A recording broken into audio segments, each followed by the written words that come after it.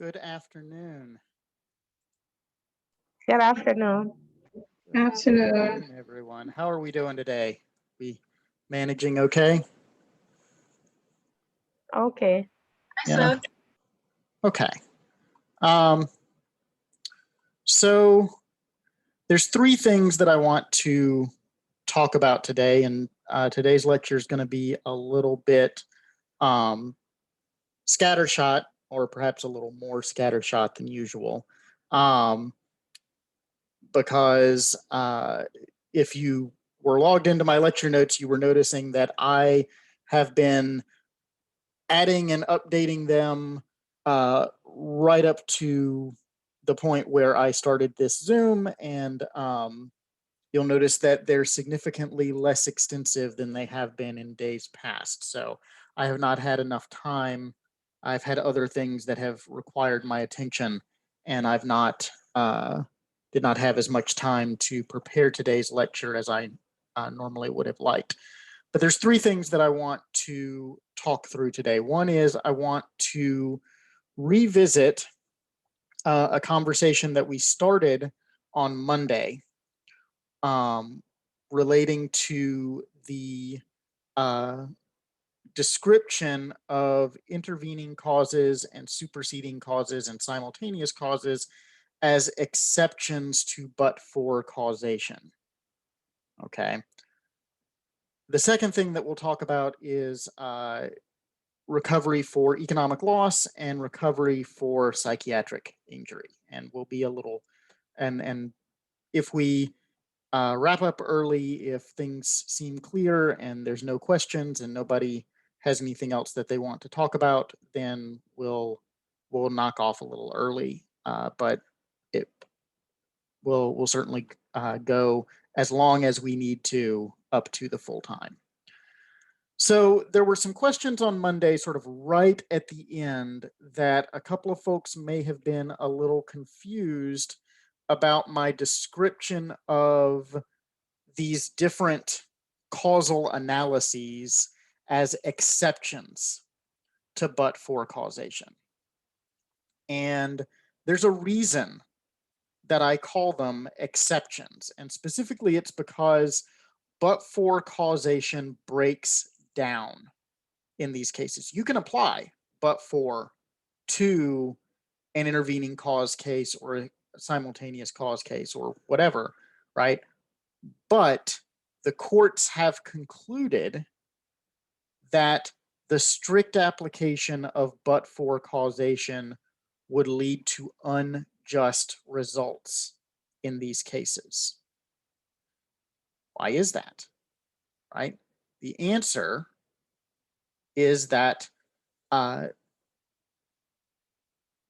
think about the example in the simultaneous cause cases. Think about the Cook v. Lewis case, right? So we have two hunters who both fire into an obscured location, and a third person is hurt. Okay? Think about what the proof for but-for causation would require. How does the injured party, how does the plaintiff determine who is actually responsible?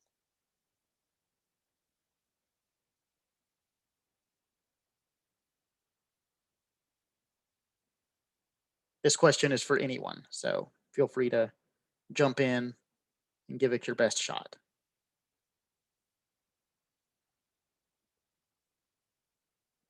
Sir, can you please repeat the question? Sure. So think about the case of the person who is shot by two hunters who both fire into the same wooded area, right? Can't see what they're shooting at, and they shoot a third person.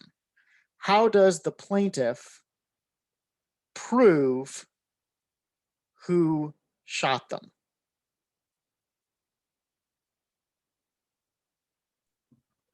Sir, Katrina here.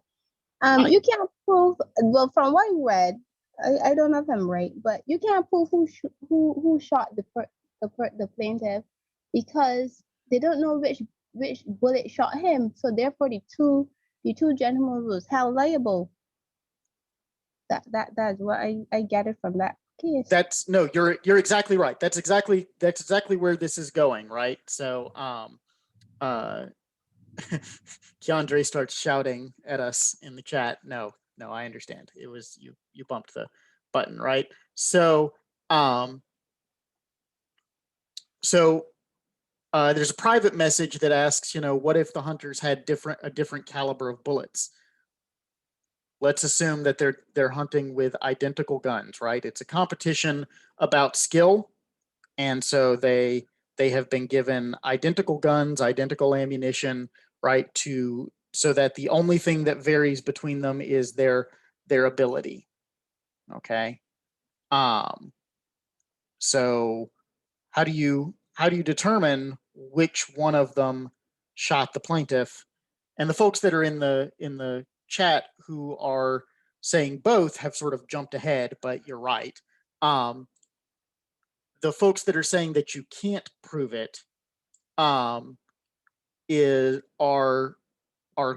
answering the question, right? That the plaintiff cannot prove who shot them. Now, these cases, right, the cases that involve the simultaneous hunting accident, they come from an earlier time when ballistic science was not as advanced. It is possible that they would be held differently, right? That the court would hold that the plaintiff has a responsibility to have an expert, confirm whether the bullet is identifiable as coming from one gun or the other before the court will impose simultaneous liability. But this is just an odd coincidence. My uncle is actually a ballistics expert who testifies as an expert witness. It is possible for it to not, for him to be unable to identify what gun fired a given bullet, right? And so this is why we have simultaneous causation, because the plaintiff bears the burden of proof if the plaintiff was unable to identify which hunter was the shooter, the two hunters would each be able to point the finger at the other one, and both of them avoid liability because the plaintiff would be unable to tell the difference, right? And so simultaneous cause analysis says in these types of circumstances where two potential causes are in equipoise, okay? And by equipoise, I just mean we can't determine which one is more likely, okay? And the plaintiff does not have the ability to prove which one caused their injury, but it is certain that one of them did. We impose joint and several liability. Okay, we skip past but-for causation. We do not require the plaintiff to identify and prove the but-for cause of their injury. We say, this is the list of potential but-for causes, and the people who created those causes are liable. Okay? So it's not this is why there's this exception. Okay? So Mystique, why do you say this is unfortunate? I was just thinking that the claim would have just been dismissed, seeing that the plaintiff couldn't prove who shot him or her. Well, under a traditional but-for causation analysis, it absolutely would be, right? This is why the courts have developed the simultaneous cause analysis, because they agree with you that that's an unjust result. And we want to make sure that the plaintiff who has been injured can recover, even though the defendants have the ability to collude to save all of them from liability. Okay, so does that, do you see now why these are exceptions to but-for causation? So, oh, it's better, right? Both Peter and Paul are on the hook for the whole judgment, and then the two of them can fight it out amongst themselves as to which of them actually shot the plaintiff and who should be required to pay. So, so that's why these are all situations where if we followed the traditional but-for analysis, the courts don't think the result is just. And so they have modified the analysis to reach a more just result. Okay. So what questions do you have about this before we move on?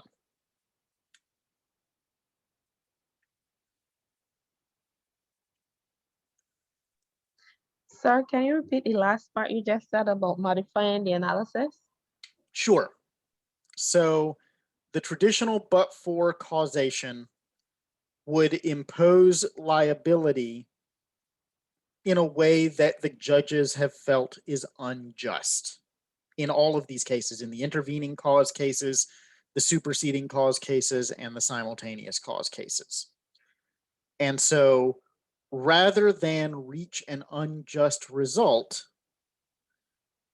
the courts have modified the but-for analysis to reach what they deem to be the appropriate result under these relatively narrow circumstances, right? You sort of heard when we were talking about simultaneous causes, all the things that you have to have before you can get to a simultaneous cause analysis. Okay? So what other questions are there?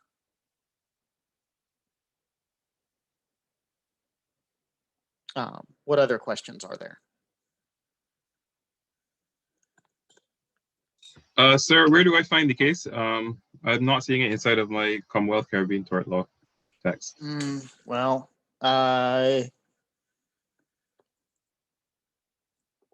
it's not in the table of cases. I checked twice. I believe you. It may not be in here. It may be in the worksheet, but it's definitely in one of those two places. Let me just double check the section on simultaneous causes just to be sure before we move on.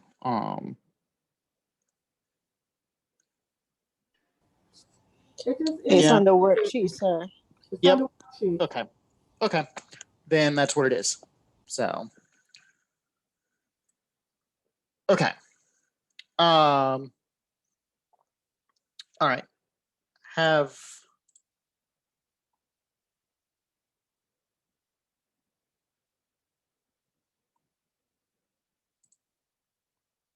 right. So the next thing that we're going to be discussing is a couple of things that relate to other innovations in the common law, right? So we talked about intervening, superseding, and simultaneous causes, and these are innovations on the common law rule.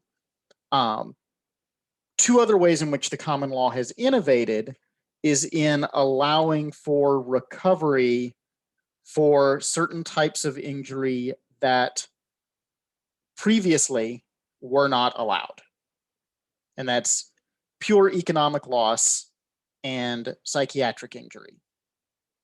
Okay. under the original common law, if you didn't have a physical injury of some sort, even if it was de minimis, you could not recover for either of these categories. And the courts have said that in the modern world, there are circumstances where that rule should no longer apply. Okay. All right. So the most important exception is on economic loss. The most important exception is the exception for negligent misstatements. Negligent misstatements. This is a case, this grows out of a case called the Headley-Byrne case, where the court had decided to impose a duty of care for a negligent misstatement, for a pure economic loss, right?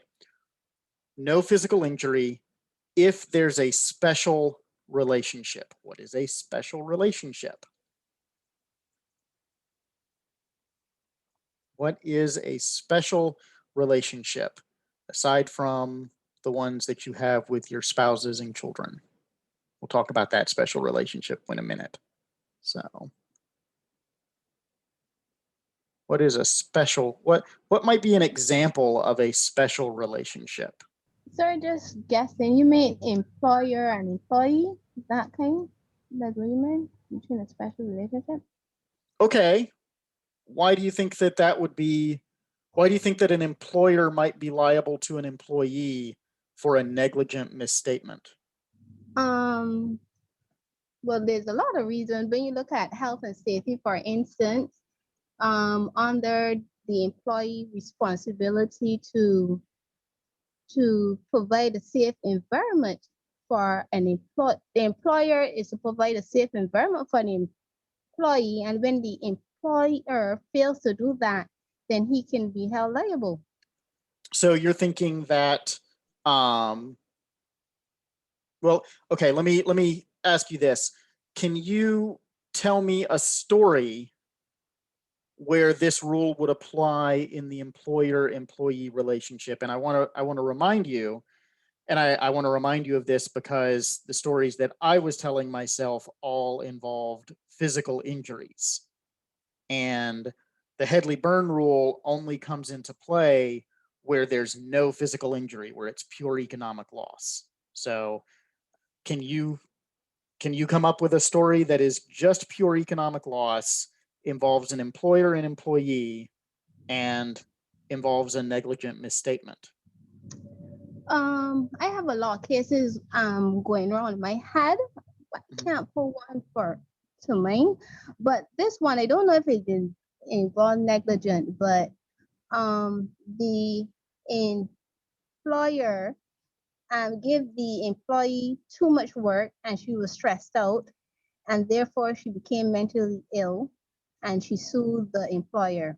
Can't remember what the exact case of that, but so I think that's really I think that's a really useful illustration, because what is the difference between an economic loss and psychiatric injury?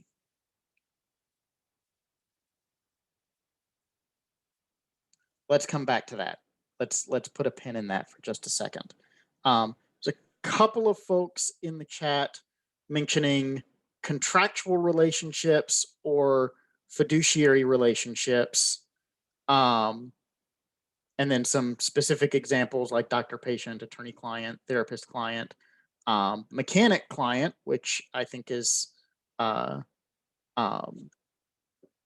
helpful. So let me sort of break this down a little bit, right?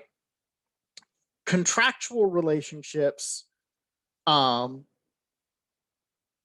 give rise to negligent misstatement tort claims, because if the contractual relationship imposes a duty of advice, bad advice, negligent advice would constitute a breach of contract, right? So you would be able to have the claim specifically turn on the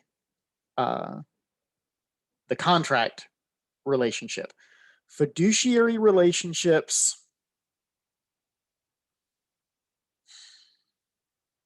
I'm going to say something American because I do not know the specifics of Caribbean fiduciary law. I would be surprised if it was different, but it might be. Fiduciaries are, in my experience, are required to place the interests of their clients ahead of their own. And so, a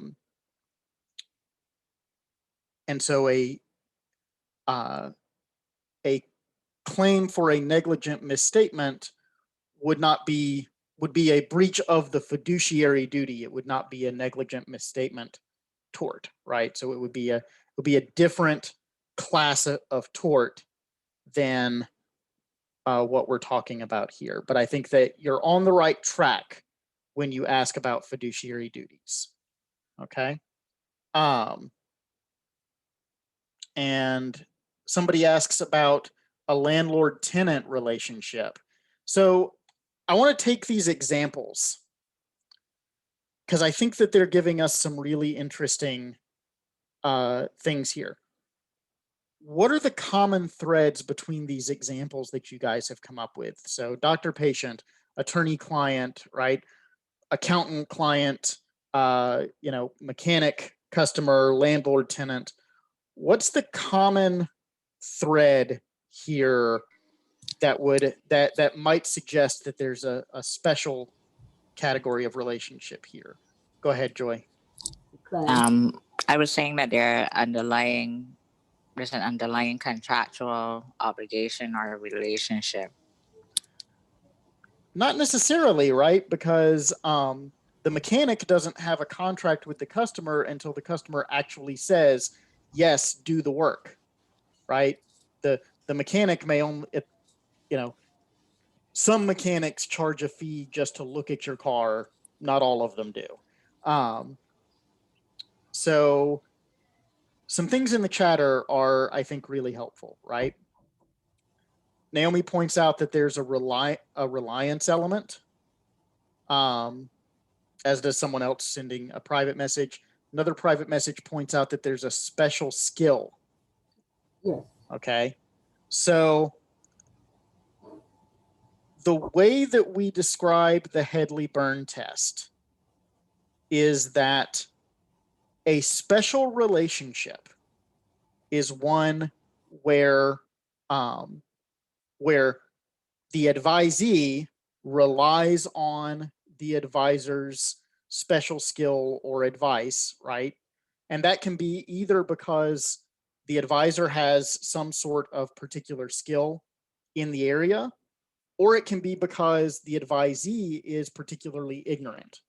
So there's one case out of Trinidad and Tobago where Professor Cotolini suggests that the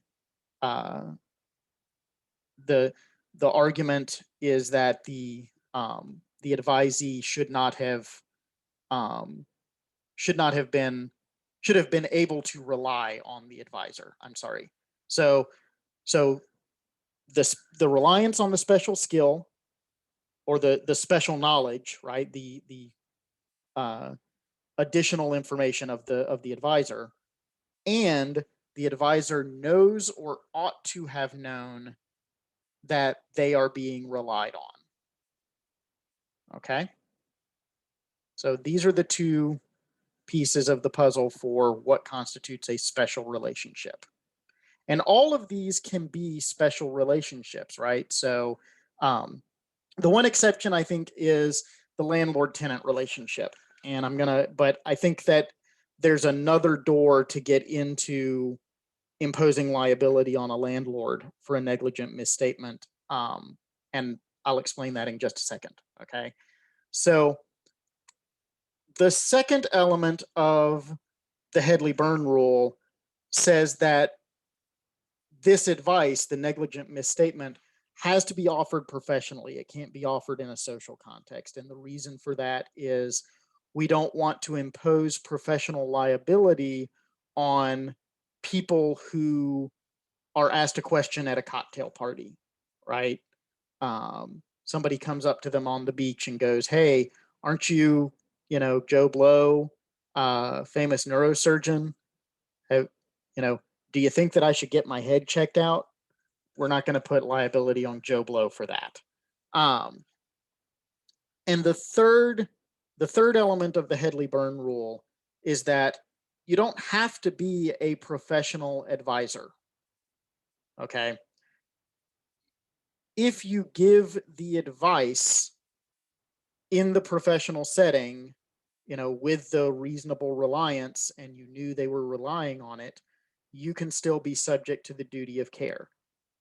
And absolutely, right? So there's a case that specifically holds that if you have a financial interest in the advice that you give, you absolutely have the duty of care.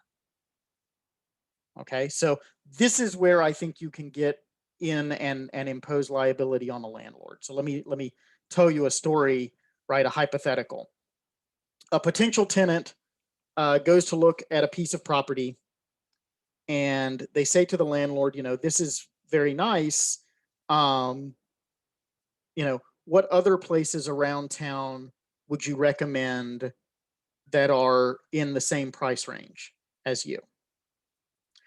And the landlord proceeds to recommend several places that, possibly rent in the same price range, but the landlord knows that either they don't have any vacancies, or they're bad places to live, vermin infested, dirty, run down, whatever. So a couple of private messages, right? Like a secretary at a law firm. If a secretary at a law firm is giving legal advice, yes, they do owe the duty of care. And they're probably going to get fired as soon as their boss finds out. But yeah, that's absolutely a possibility. Go ahead, Pamela. Sir, I'm a bit confused. You said you don't have to be a professional advisor. Mhm. And then before that, you said something about it must be offered professionally. So that's the difference between the professional context means that it has to be done in a business relationship, not like, again, not at a cocktail party, not on the beach, not, at the country club. The idea is to avoid imposing liability for people when they're engaged in their leisure time. Okay, and somebody comes up to them and asks them a question, right? We want people in that situation to be able to be sociable and, give a meaningful answer rather than just sort of going, "No, go away." Right? We don't want that kind of social relations. So that's the idea behind the professional versus social context. But you don't have to be in the business of giving advice to have a business relationship where you have given advice. Does that make sense? I'm trying to understand that last This part. is why I'm talking about the landlord, right? So the landlord has been asked, what other places would you suggest I go and look at? Okay. And he advises a bunch of places that he knows are awful and that the tenant isn't going to want. So the tenant comes back and signs a lease with the landlord. But what the tenant didn't know was that there was another apartment complex, another residence just down the road, just as nice, $1,000 a month cheaper. the landlord could be held liable in that context because they had a financial interest in the advice they were giving. So does that- I'm struggling with that one, or the sense of It's- justice or fairness with respect to that It's- one. Because but what is the it- tenant's obligation? So the tenant has no obligation, right? Duties of care are owed. They don't impose obligations. They create rights. This is what Professor Nolan's article that is linked to in this week's tutorial question talks about, right? Among other things. He has a lot to say. But yeah, the key piece of this story is the financial interest of the landlord. Okay. If the tenant comes along and says, I like your place, but you're out of my price range. Can you recommend any places that would be cheaper? I know I'm going to be taking some trade-offs, but what are places that are run by people that you think are good and trustworthy that are cheaper than this place? And the landlord points them to several places. No duty of care would be imposed in that circumstance because the landlord doesn't have the financial interest. So And you so see the- it has no bearing, just the fact that the tenant knows or should know that the landlord has a financial interest in potentially, having that tenant as a lessee. That has no Does- bearing? No, there is nothing imposed on the tenant under these facts, right? That has nothing to do because the duty would lie with the landlord to sort of take care and to give advice that met the tenant's needs. So does that make more sense now? I mean, I understand the concept, but with that particular example, I guess I don't really agree with the outcome, but I understand the concept in terms of having a financial interest. I mean, let me be straight with you guys. Imposing this duty of care in a landlord-tenant situation, I think, is a stretch. But someone mentioned it as an example of a special relationship. And it seemed to me that one of the things that is helpful to you guys is to show you how these concepts can be stretched to cover situations that maybe they wouldn't, maybe that their originators would not have planned for them to cover or agreed that they should cover, right? So this argument related to a landlord-tenant relationship is one that you could make. Maybe it carries the day, maybe it doesn't. But you see how the argument works within the shape of the doctrine.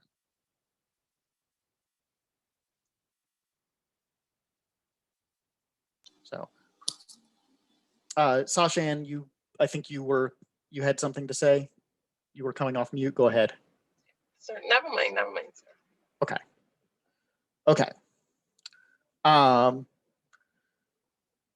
So I do want to bring to your attention one case from Trinidad and Tobago.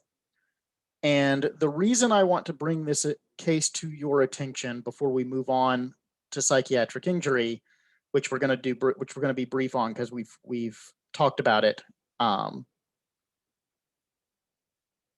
Maybe that was in a tutorial. Anyway, we're going to be brief about it. I want to bring this case to your attention because Professor Codolini makes the point of arguing that the majority got the case wrong. I agree with his analysis of what the best possible outcome of what the most correct possible outcome in the case is. I don't agree with his analysis of the court's decision. This is the Chaudhry v. Prabhakar case, which I'll give you a page number just to have it handy for you. It's discussed on page 131 of the Codolini textbook. And the key piece of this case is that the defendant admitted that he had a Headley burn duty. So the case is Chaudhry v. Prabhakar, page 131. That was a private message. Let me put that in the chat for everybody. Chaudhry Prabhakar, page 131. Okay, so so the defendant admitted having a Headley burn duty. He admitted to having a duty to advise responsibly. And Professor Codolini says that the court should have sort of steamrolled that admission and moved on. And found that no duty was owed. The reason why he says that, I will leave for you to look up when you review the case. But that is his argument. My argument is that if the defendant had not admitted the duty, I agree with Professor Codolini's analysis and that the dissent was correct. However, parties are free to litigate their case as they see fit. They are free to admit to any facts that they think are true. They are free to concede any points of law that they think they have to concede. And within this, and those concessions become the law of the case, right? So even if a party erroneously concedes a point of law, judges should apply the erroneous admission, is my opinion of how courts should handle these things, because this is not resolving the dispute that is before the court involves the parties that are before the court. And certainly the court has a role to play in sort of being future looking and engaging in analysis that guides future cases, but in resolving the case before the court has to take as given the record and the law chosen and developed by the parties. So this is why I agree with Professor Codolini that that there was no duty owed, but I disagree with him that the court should have reversed the case. Okay. So moving on to psychiatric injury, just to wrap this up very quickly, right? So we've talked about primary versus secondary victim. The idea behind psychiatric injury is that it basically always requires a physical injury. The exception is the secondary victim exception. And there are other components to the psychiatric injury doctrine, right? So there are requirements that it actually be a recognized medical psychiatric diagnosis. There are requirements, there's issues related to the distinction between psychiatric injury and economic loss, right? So these are two different classes of damage, and it's important to keep them distinguished. But the secondary victim doctrine is the major way in which people can recover for psychiatric injury without a physical injury. Okay.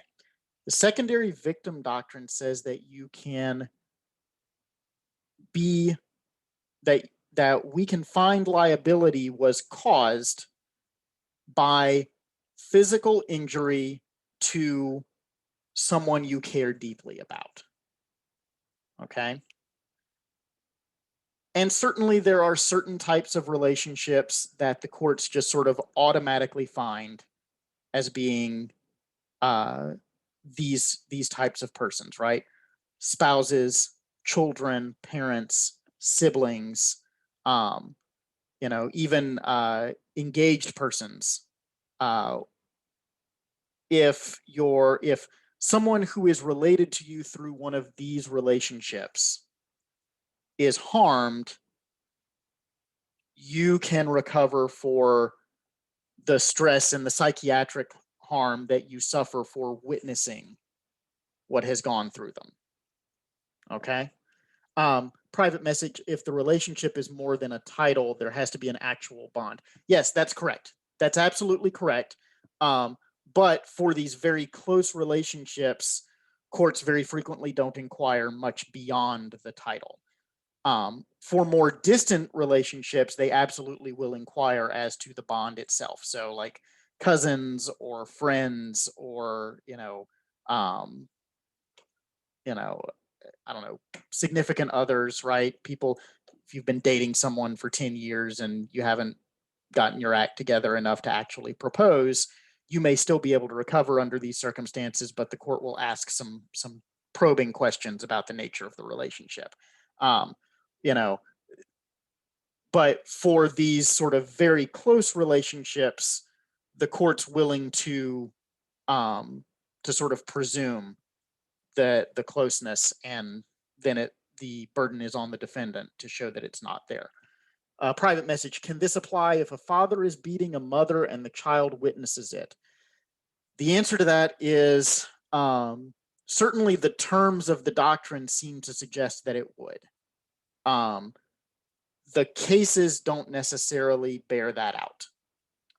The cases where the secondary victim doctrine has been applied in the Caribbean all involve hospital negligence and sort of harm to someone who was a loved one of a patient.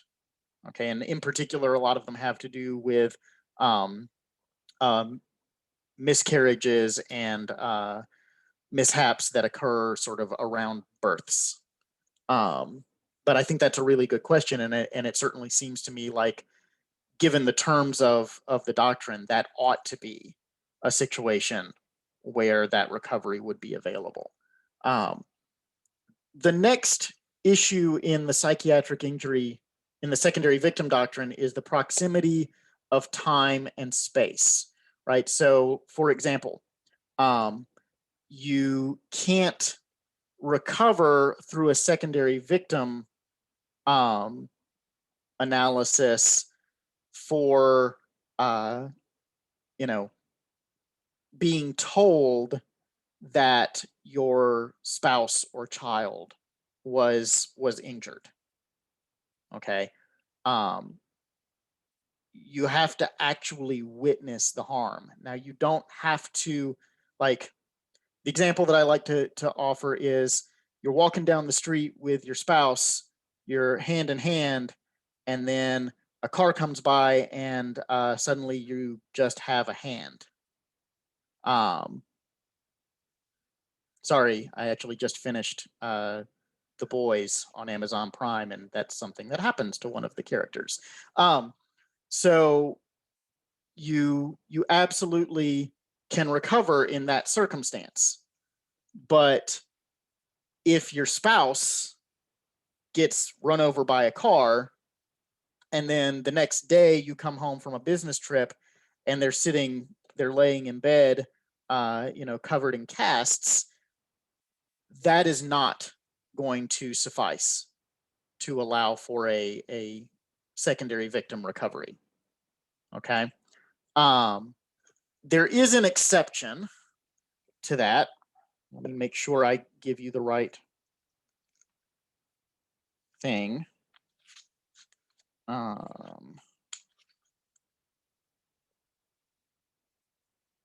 In the McLaughlin case, it also was extended to include what's called the immediate aftermath. Okay, and the immediate aftermath is hard to define, but certainly within a couple of hours of the accident is when you're going to have to witness the harm in order to recover on a secondary victim analysis. And the last requirement of the secondary victim analysis is that there can't be any sort of mediating influence on the witnessing of the harm. And so what that means is, so for example, being told about it, no recovery, right? Witnessing it on the TV is probably not going to be recoverable. There's some cases that say that, it might be recoverable if the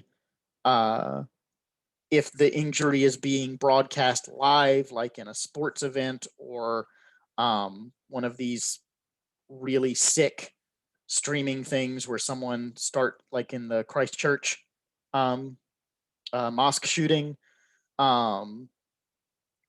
That might be recoverable, but you'd have to be able to like watch your loved one be harmed as it was happening. Just sort of watching something like the case that the book talks about is a case where a soccer stadium crush was being shown on television, and you could see that something bad was happening, but you couldn't tell who it was happening to. A private message raises the George Floyd case.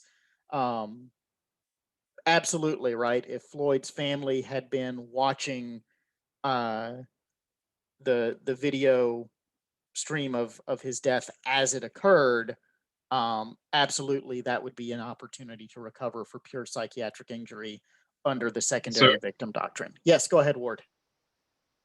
In relation to the George Floyd example, who would they be able to sue? The person who's taking the video and broadcasting it live, or would they also be able to sue the police officer?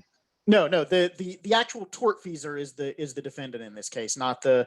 And I think that issue is part of why the courts are skeptical of allowing this recovery where there's some sort of mediation of the perception, because then it gets messy. Do you, like you say, do you sue Derek Chauvin, the police officer, or do you sue the person with the smartphone streaming it? And I think, certainly in the United States, we would say you only sue Derek Chauvin because there's a free speech issue related to the streaming person. But I think in the Caribbean, that may be a little muddier.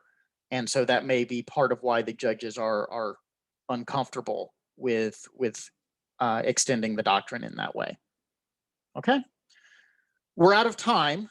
Good job me. I managed to extend this lecture the whole time. What questions do you guys have before we wrap this up? So anything? Sorry, I have a question, but it's also divorced from what you were teaching. This is viral video that is going around with this girl who sprayed this Gorilla Glue on her head, and it was a month and she couldn't get it taken off. Now people had made a lot of comments, jokes about it on videos and stuff like that, but however on social media, but however she's suffering in the process to get this hairstyle undone, which is actually stitched to her head. Yeah. What recourse would she have? I was thinking in lanes that there's another similar product to Gorilla Glue, which is Gorilla Gel, and the two kind of look similar. Have the same gorilla on it, and they can see where she makes when you do intellectual property, you can see how I think it's pattern or copyright or something, when two products look the same, how one can mistake the other for the other one. Is that Or trademark? trademark. I can't remember what So came. so let me just So- sort of, because we're over time, so let me jump in and say, if anybody needs to leave, go ahead and leave. You are not expected to stay past our end time, but I'm going to stay and make sure that I can at least take a stab at this question. Right. So it was, I think, person said trademark, but on the intellectual property, where two products can have similarity and one can get pulled or somebody can sue for copyright or something like that, can she not? I mean, she's suffering. Can she not bring a lawsuit against the company for actually? I think they were arguing that she's illiterate. She should know the difference. But when you have a product that's similar, the same brand carrying a similar product, but one is to do something and the other one is to do something else, but they're similar. But they're So- not similar really, because like one has a realistic gorilla on it and one is an animated gorilla. One But- has a C-shaped bottle, which is like resembling a water drop, while the other one is a canister. One And- uses colors within the rainbow, while one uses orange and white as its iconic branded colors, which connect to colors found in nature and trees. The problem that she will have to go with is that when she went to the hair store had that product available.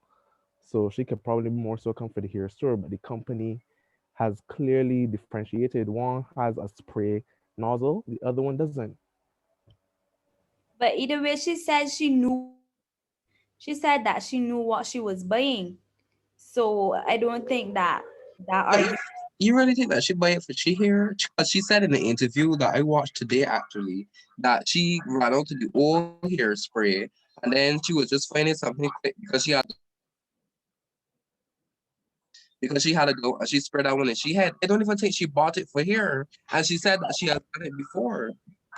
But she knew what it was. So it is not the company's fault that she knew what it was and still used it. yeah, this is a complicated one. So I think the question for you guys in this class would be, what duty of care would be owed to her and by whom? Right? Can you reasonably foresee, if you are the maker of Gorilla Glue, that someone is going to put is going to spray your product all over their head? Is that a reasonable ask for us to make as a society? But No, sir, I don't think so. Don't they have like so. products that have like don't eat, don't do those things? I think they would have to put those kind of instructions. Yeah, and certainly, right. One of the things that you will learn if you take a products liability course is that every warning that you see on a product label has a case that caused it, right? So I have no doubt that at some point Gorilla Glue will start to carry on its label, "Do not use on your hair," right?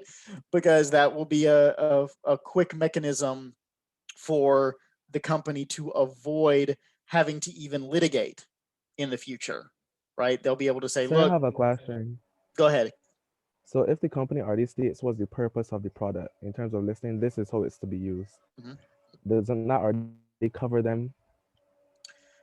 So this is where we start to get into torts as risk management.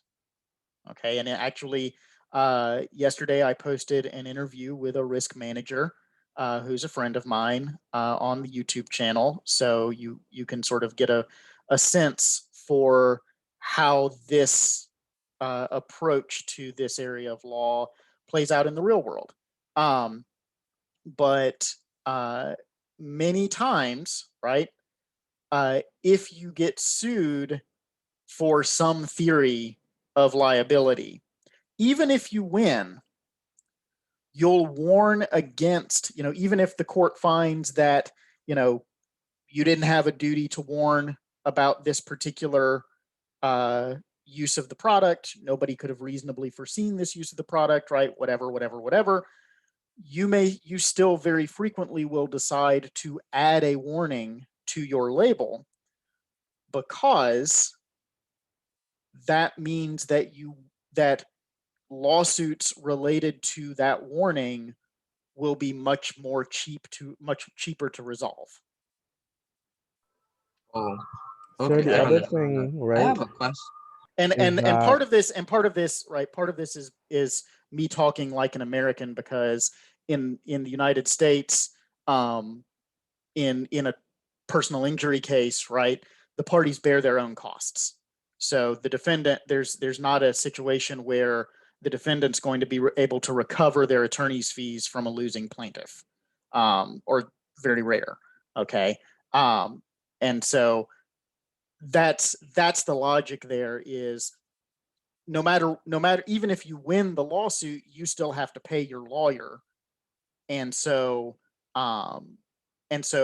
you want to put yourself in a position where you can end these lawsuits as quickly and as cheaply as possible. So circa other question. So like on Gorilla Glue products, when they accidentally go where they're not supposed to, like on your skin and so on, they normally recommend using alcohol for quick and easy removal. And she said that she tried alcohol, but it didn't come out her hair. I assume that's supposed to be used the second you realize it goes on your skin. She left it in her head because she went out and then she came back. And then it was in her head and she was trying, or whatever the case may be, because Gorilla Glue, as in the adhesive, I assume does take time to set, even if you're using it on surfaces. So if you put it on your skin, what I think they should have done is specify that they should put it between a particular period of time within contact. But after you got all that time, it's set. I don't think it's designed to stick forever. You know what I mean? I mean, these are all legitimate points, and I don't have a great answer for you sort of on the details of this particular case. The truth is that product liability is a very specialized area of torts practice that involves different considerations beyond just the duty to warn, the duty of care, right? There are issues related to inherently hazardous products. There's labeling issues. There's quality assurance issues. All of these things are bits and pieces that we're not going to cover in this class, because we've got other things that we have to do. We have to lay the groundwork so that you guys can get onto torts 2. And to be perfectly frank, off the top of my head, I don't remember the topics that are covered in torts 2.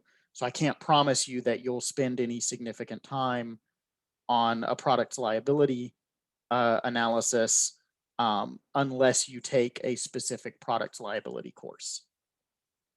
Sir, I have another question that I was thinking about yesterday. You know like how Gorilla Glue at this point is probably getting all of this publicity from her, and clearly people can see that it works or whatever. Can she sue for some kind of compensation in that regard, because they're getting suppose their sales drastically rise as a result of this? Can she sue for? What's the theory of recovery?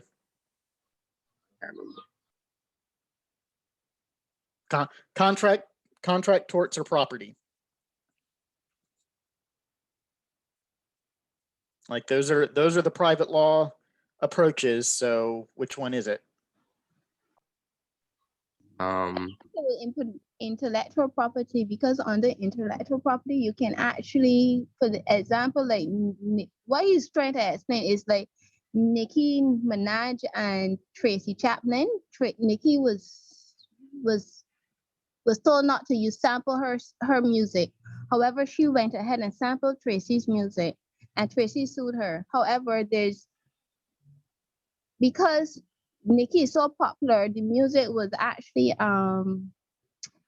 she got a lot of airplay and royalties for the playing of music, so she was able to get money. So she actually didn't get money from that. Right, Nikki was able to pay her because her music then nobody knew about Tracy. So Nikki's music then highlighted who That's Tracy different. Nobody knows about Tracy Chapman. That would be news to But me. no, nobody in this generation, this new generation, they know about Nicki Minaj, who Nicki catered to, but they don't know about Tracy Chapman.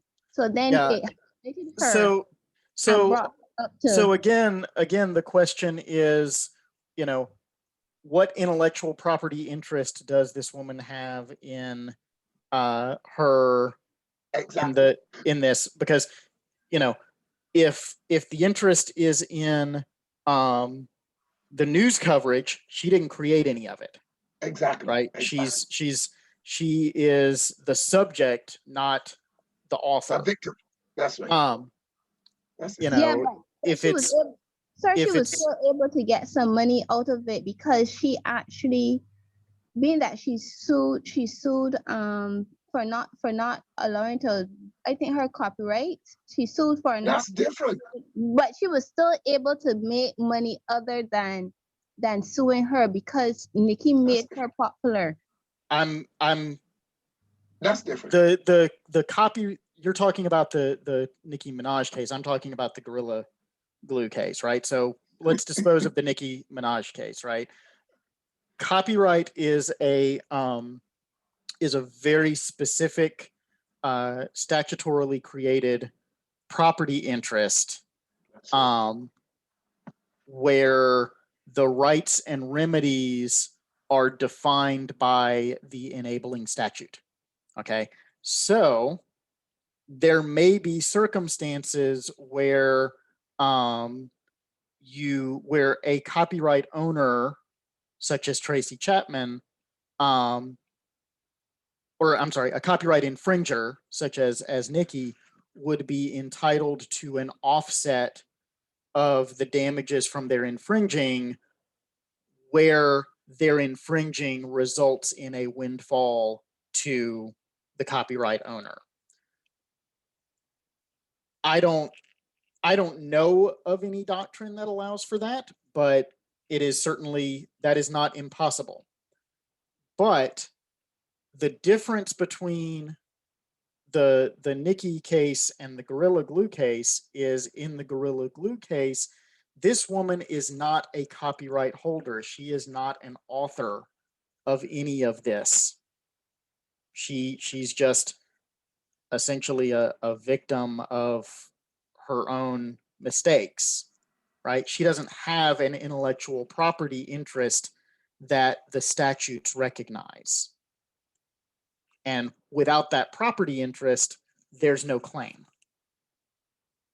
Okay, so no intellectual property claim, you know, there's no object involved, so we can't attach it, you know, we can't slot it into the property claims. There's no contract, there's no relationship, so we can't slot it into a contract claim. That leaves torts, and I don't see, you know, I don't see a duty here. I could be wrong. I am not the God of law, but I just don't see a duty here. Well, I think you were correct because it said they ought to be copyright. You have to go and register and then register in every single state and pay a fee for every for a period of time to hold your copyright. Mhm. Right. So I think you're right. So From what I learned. I think. okay. The only thing that benefited her in this entire situation is that the TikTok videos are now being created and her popularity that has been propelled. So if she had an active social media account, she would probably receive money for that, but otherwise. So she was even saying that she did not like the attention because she was getting a lot of like hate comments and stuff like that. She never posted the video. So, but I get what you're saying. okay. So So can I ask you a question? Sure. If I'm not encroaching on your time.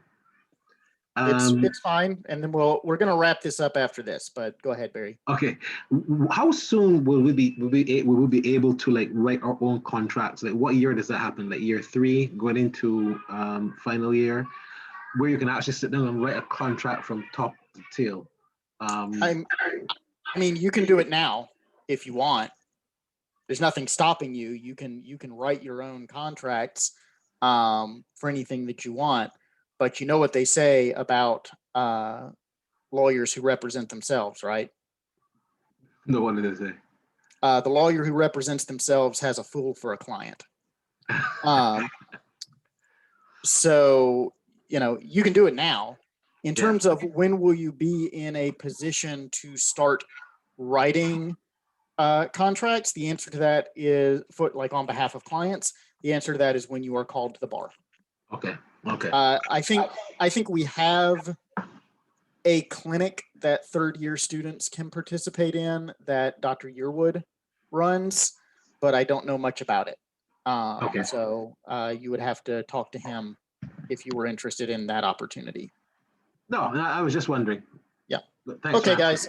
So I'm gonna wrap it up here. So I will see you guys later. Yeah, we'll be in touch. Take care and bye.